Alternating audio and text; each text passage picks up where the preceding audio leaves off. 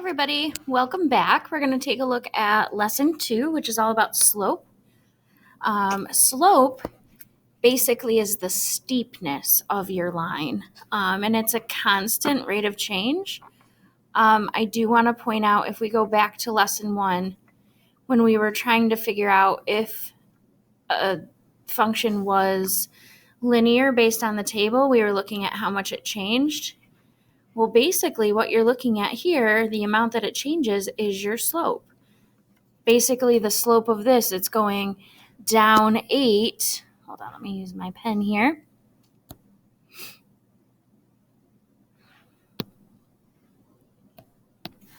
So it's going down 8 and over 3. So your slope would be negative 8 over 3. All right, and it was a constant rate of change. It always went down 8 over 3, down 8 over 3. So it was linear, where these did not change the same way. All right, so today we're going to focus on finding the actual slope of linear equations. So again, with a linear equation, a line, it's a constant rate of change. That means that it's the same. It changes the same amount each time. Now for slope, there's a couple different ways we can do it. We can use the formula or a graph. We're going to practice both. So the formula is the change in y, which they use this little triangle, divided by the change in x.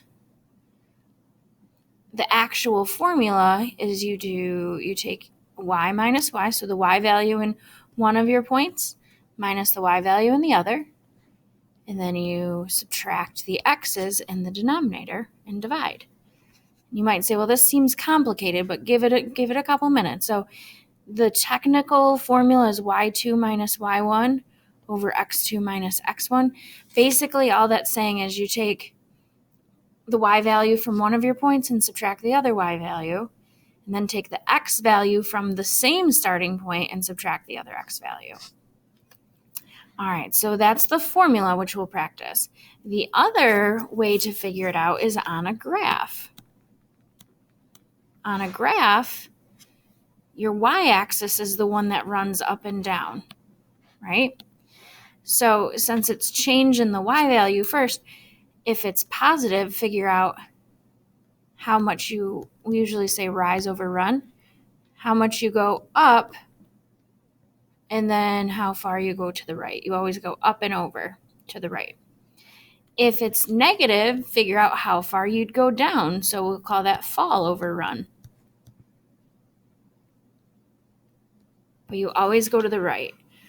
And think of the slope like steps. Okay, you're going to go, up 2 over 1, up 2 over 1. But let's take a look at some examples so it makes a little bit more sense. There's 4 types of slope. A positive slope means that the line's going up from left to right. Just like a book, you read from left to right. So that's an example of a positive slope. A negative slope goes down from left to right.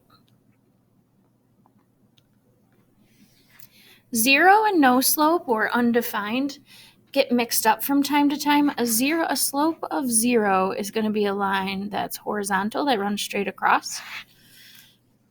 And a line that has no slope runs up and down. It's vertical. Horizontal, like the horizon. Now, I know an easy trick to help remember those. Just change up the color here. So, if you look at this line, I can write a Z using that. So that helps me remember 0. For this line, I can make an N out of this to remind me that there's no slope, or undefined, they sometimes call it. Another way to think about it, if I were to set a ball on this line, it would sit on the line, but it wouldn't roll anywhere. So the speed would be 0.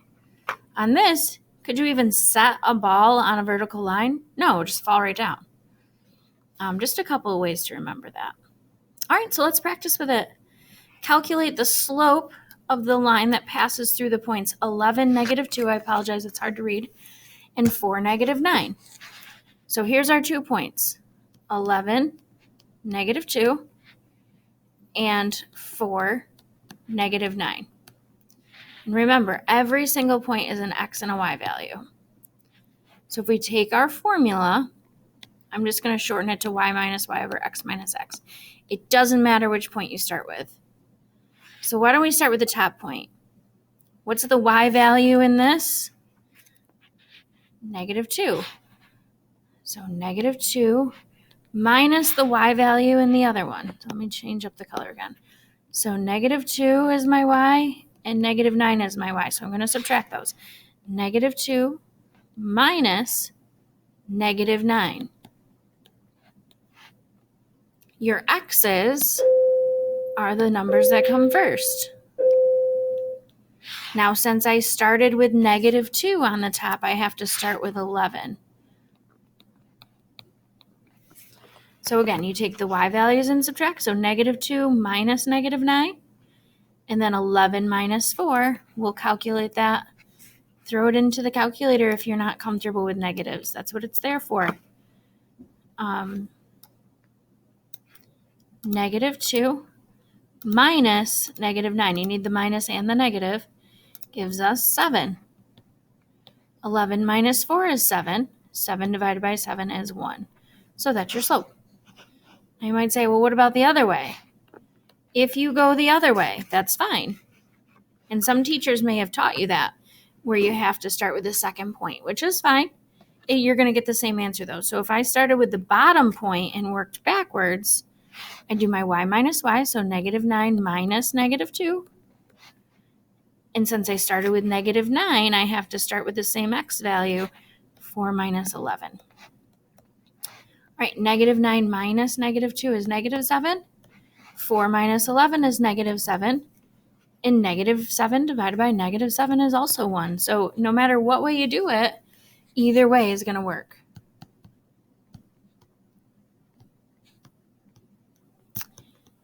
All right, the thing that is important, though, if you start with the negative 2 on the top, you have to start with the 11. All right, so let's do another one like that. So now let's calculate the slope between 7, negative 4 and 7, negative 12. I'm seeing the same number, so I might see something here. So again, x, y, x, y. So our formula is y minus y over x minus x. Doesn't matter which point you start with. Why don't we start with this guy? Negative 4 minus negative 12. It's fine if you don't put the parentheses, as long as you remember it's a minus a negative. All right, which pretty much makes it negative 4 plus 12. But anyways, now think about what you're going to have to subtract in the denominator. Since I started with negative 4, I have to start with 7. But either way, it doesn't matter because they're both a 7. So x minus x, 7 minus 7. And when we calculate this, we get negative 8, or actually this one will get 8 over 0. Now you might say, oh, that's 0. There's a difference here. All right, if I do 8 divided by 0 in my calculator, it says error. You can't divide by 0. That's impossible. So this one is an example of the undefined slope or no slope.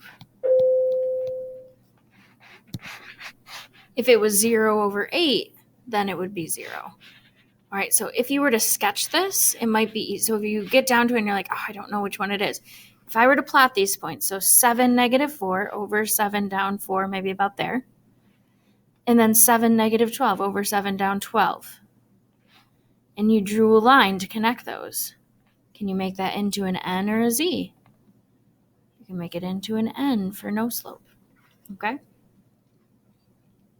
All right, so that's method 1. You can use the formula y minus y over x minus x, simplify.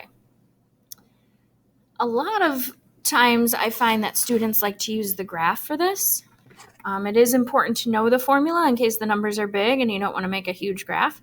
But I find that finding the slope on a graph is a little bit easier. So let's try that.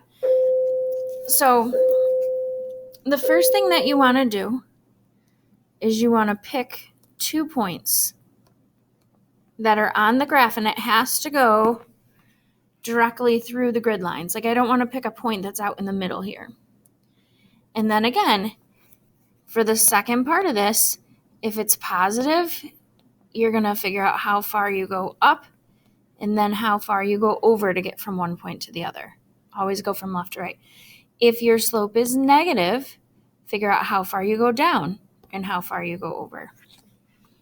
All right, so on this one, I don't see any points. So I'm just going to pick a couple. Here's one. Here's one. Here's one. You'll notice they're all spaced out the same exact way. That's not just a coincidence. So now, first of all, is this slope positive or negative? Well, it's going down from left to right, so it's negative. So figure out the pattern. How far up or down do you go? Start at the left. You're going down 1, over 2. Down 1, over 2. Down 1, over 2. So my slope is -1 over 2. And think about it.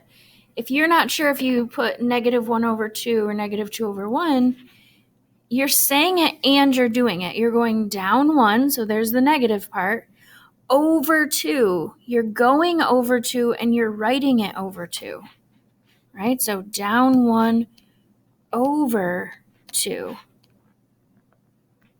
Okay, let's try it again. So on the next one, just pick a couple points. Doesn't matter. Quite a few there. This is going up from left to right, so it's positive.